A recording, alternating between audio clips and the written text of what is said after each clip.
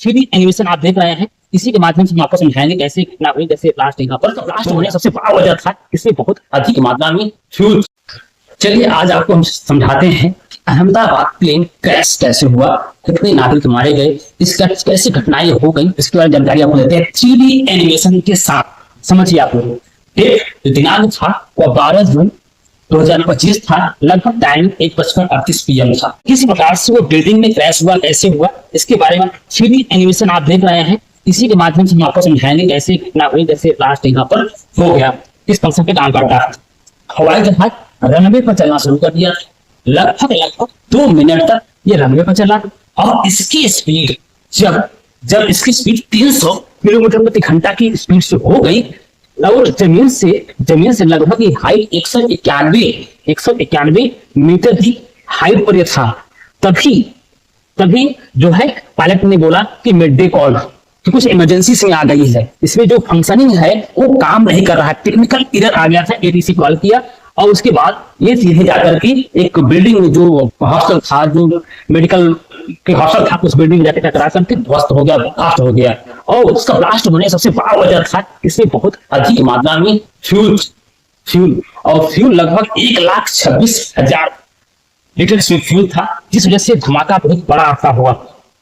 और ये जो हवाई जहाज था बोइंग 787 ड्रीम लाइनर, ये हवाई जहाज था जो काफी लंबी रनअप करता है। ये हवाई जहाज काफी दूर तक रनअप करता है और ज्यादा भी है इसकी डिस्टेंस, और अप्रॉक्स लगभग 1,26,000 लीटर इसमें जो है फ्यूल ऑक्सीजन भराए गए थे।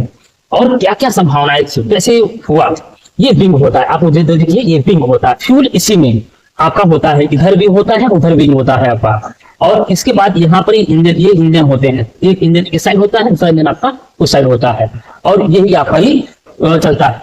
और क्या क्या संभावनाएं हो सकती हैं कि ये जिसमें से ये इंजन से आप आग देख रहे हो किस प्रकार से जलते हैं, कैसे काम करता है। ये विंग है और विंग का ये पिछला सिरा फ्लैप्स बोलते हैं, ये फ्लैप्स ये एंगल एडजस्ट करता है, एडजस्टेबल होता है, एडजस्ट करता है ना, एडजस्टेबल होता है। यही हवाई जहाज को टेक ऑफ और लैंडिंग करने में काम आता है। सारे स्लैट होते हैं, यह भी एडजस्टेबल होता है, ये आप देख रहे हो, ये भी एडजस्टेबल होता है, एंगल पर होता है।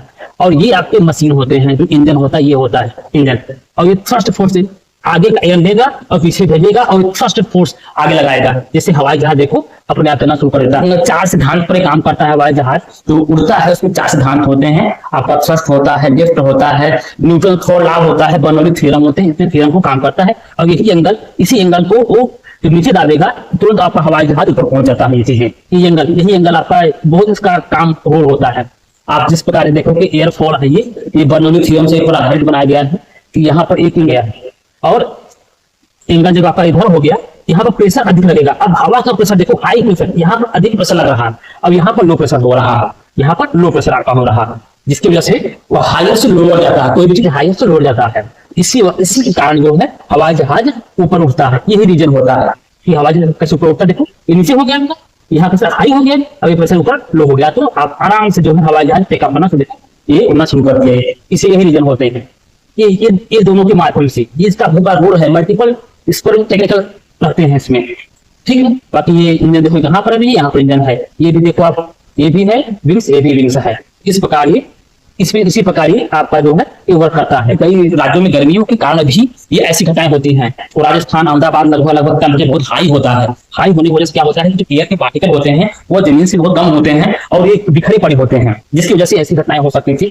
चलिए, जो संभावनाएं हो सकती थी वो बर्ड रीजन भी हो सकता था, लेकिन बर्ड दिखाई नहीं दिया था। ध्यान देना चाहिए, अहमदाबाद प्लेन क्रैश में बर्ड दिखाई नहीं दिया था। लेकिन आपको समझाते हैं क्या होता है, ये कंप्रेसर होता है यहाँ पर और ये टरबाइन होता है, हवा यहाँ से लेता है, जो एयर है, जो हवा है वो यहाँ से लेता है, इसके अंदर प्रवेश करता है, फिर अंदर जाता है, और उसमें जो है कंबंसर लगा होता है, कंबंसर चेंबर लगा होता है, जो फ्यूल को स्प्रे करता है और हवा और फ्यूल मिक्स हो जाते हैं, जिसके कारण जो है बहुत अधिक गैसें वहां पर हो जाती है और इसमें तो सख्त हो सकता है, अधिक गैसें, अधिक प्रेशर इसमें आ जाते हैं। जैसे इस प्रकार आप लोग चलाते हो, जो है 4 व्हीलर 2 व्हीलर चलाते हो, तो उसके सेंटर में आपके होते हैं जो कंबंशन थर्मल सिस्टम होते हैं इसमें।